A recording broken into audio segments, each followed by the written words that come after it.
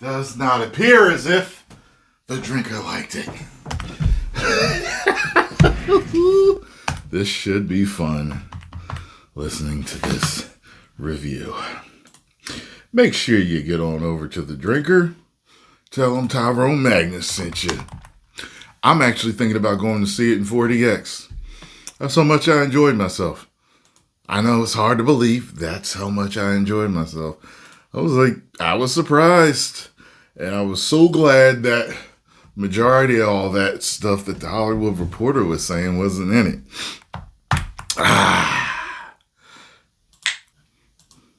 Life really is a matter of perspective. For example, your boyfriend isn't really a useless, effeminate who makes your skin crawl. He's actually just redefining masculinity. And I'm not actually drunk right now, I'm just redefining sobriety. Or in this case, Predator Badlands isn't actually a goofy buddy comedy complete with cute animal sidekicks, an insecure protagonist with daddy issues who has to learn to connect with his emotions, weightless CGI combat scenes and wacky banter from a quirky android co-star that... See, I didn't think that he had I think people, when you phrase it a certain way, it's like with daddy issues. You know, it's moving in a particular direction. His dad was a piece of shit, but that doesn't make him soft or the situation I don't know what the word I'm looking for, but his dad was a piece of shit.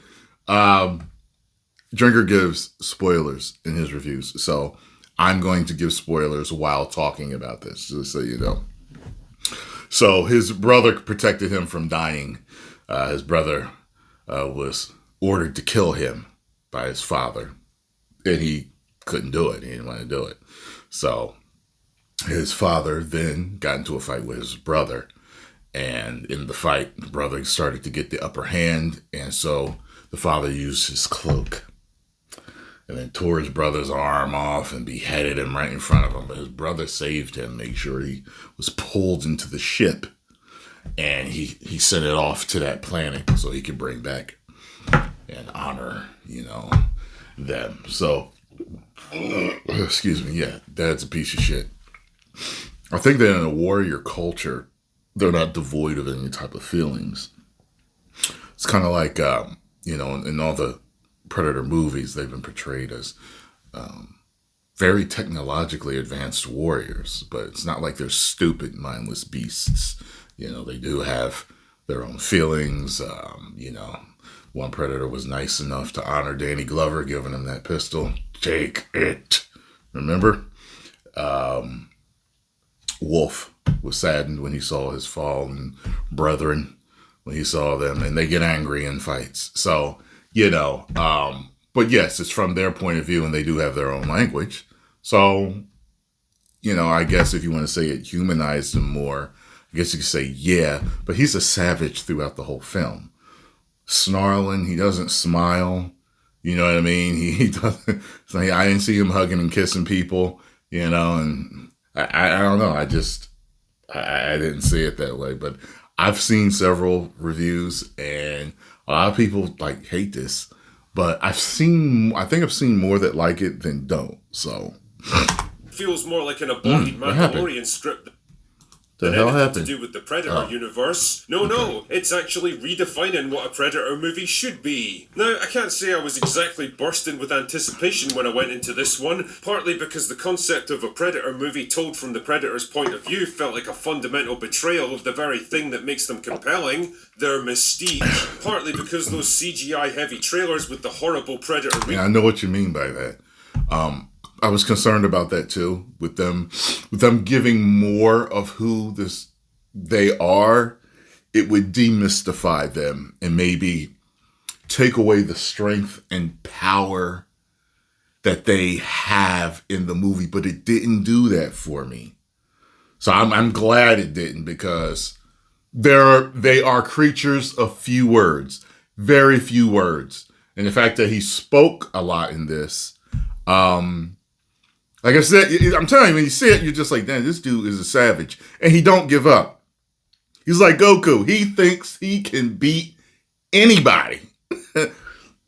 design didn't do much to win me over, and partly because of early reviews from intellectual giants like Grace Randolph, who boldly gushed over the film's humanization of the Predator and a possible romantic relationship with a androids. Stuff like this is why women's fiction should be banned. Jesus, the amount of glazing this film's been getting on social media would have you believe it's the best thing since the 1987 original. In fact, No, according to Rotten Tomatoes, it's actually... It's good, though. It's good, though. Like, let me think here. Number 2 is my favorite.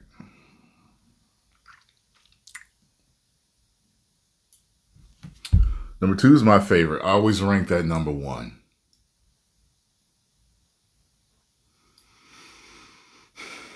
See, I'm having a hard time with this. I like both AVP movies. Like, The Predator and Predators are way down the list.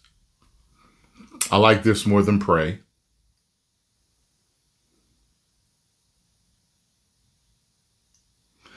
I like it more than Alien vs. Predator Requiem, even though that's one of my favorites.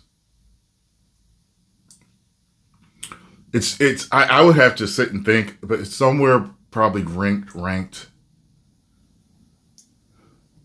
3 or 4 for me. It's probably in 3rd or 4th place for me. Let me see. Is that where they have it? It looks like they have it somewhere like that too. Better, and it's not even 7 original. In fact, according to Rotten Tomatoes, it's actually 3. better, and it's not even close. All of it.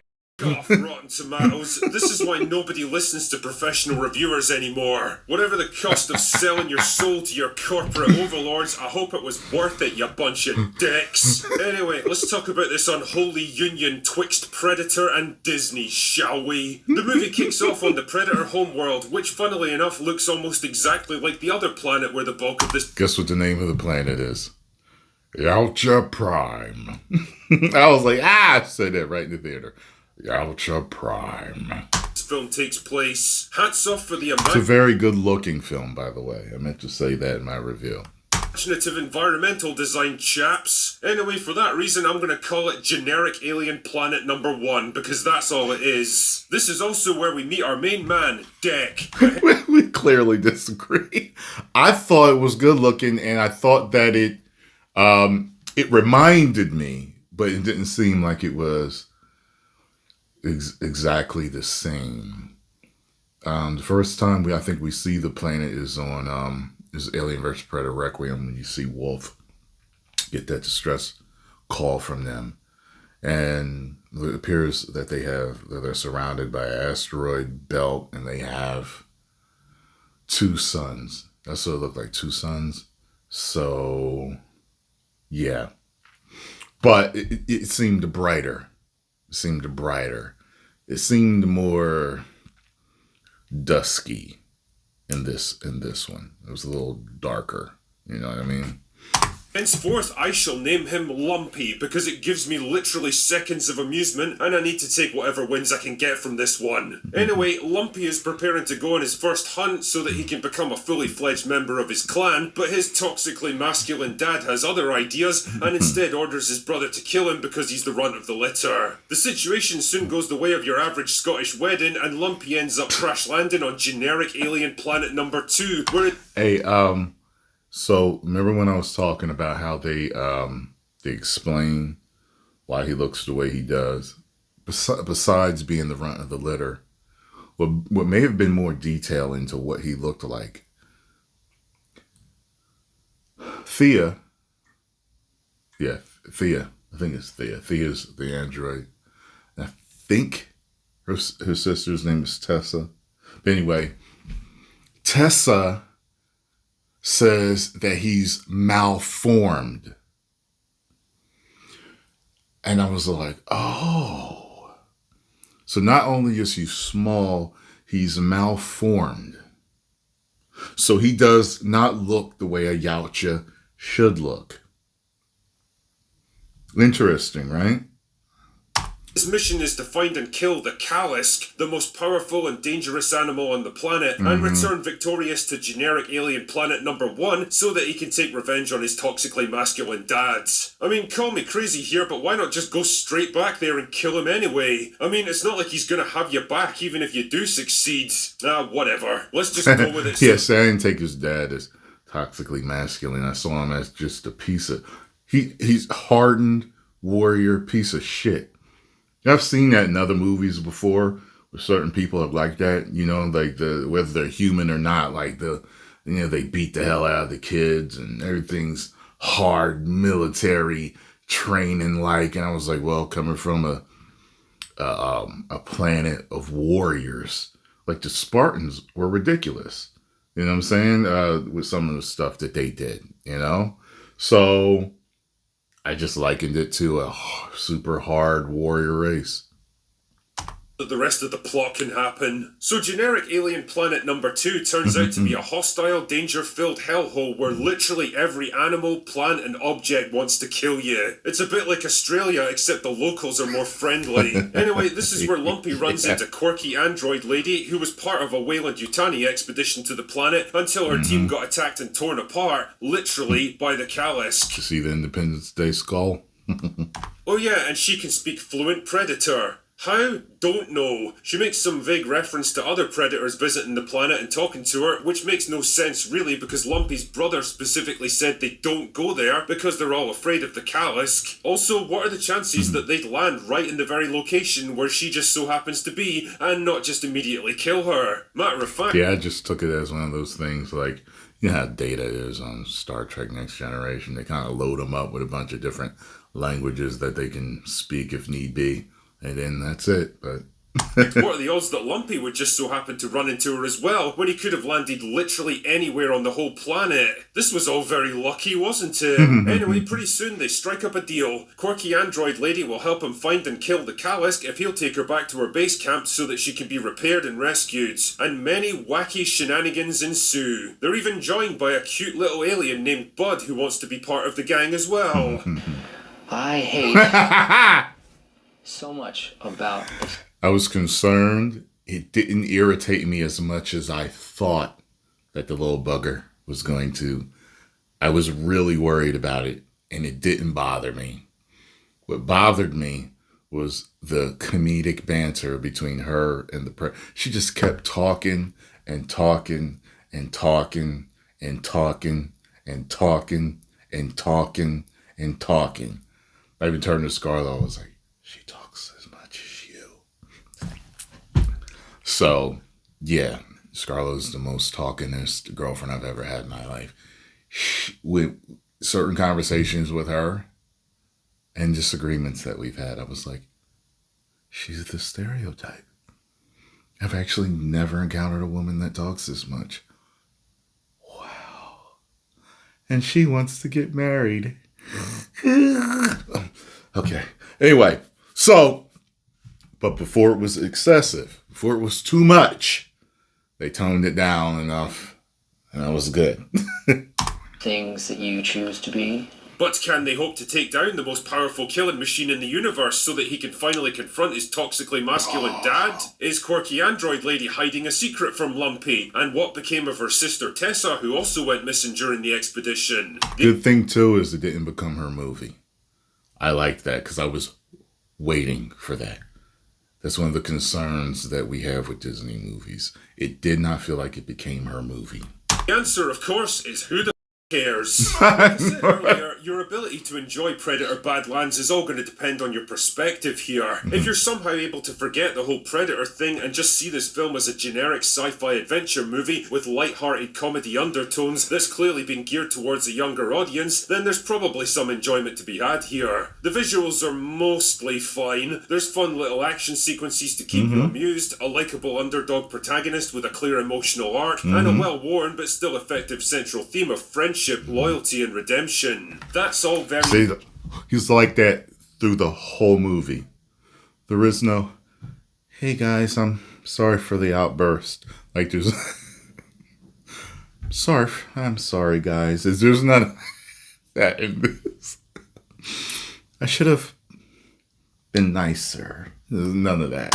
Nice. And on that basis, So you just said Badlands nice. more or less works as a slightly dumb, undemanding, but reliable sort of movie that doesn't ask too much from its audience. Here's the problem though. It's not a generic sci-fi adventure movie, it's a Predator movie, and that name comes with some pretty important expectations. You don't walk into a Predator movie looking for a quirky buddy adventure with cutesy animals and family drama any more than you'd walk into a Saw movie looking for a romantic comedy. Honestly, go watch the original Predator, then skip straight to this thing and just think about what you've witnessed. The difference in tone, style, and intent is more jarring than taking an F1 car to 200 miles per hour and throwing it into reverse. It's insane to think these two movies even belong to the same franchise. Quippy humour and animal sidekicks absolutely do not belong anywhere near a Predator movie. I mean, why do you think Shane Black's film was such a gigantic cluster?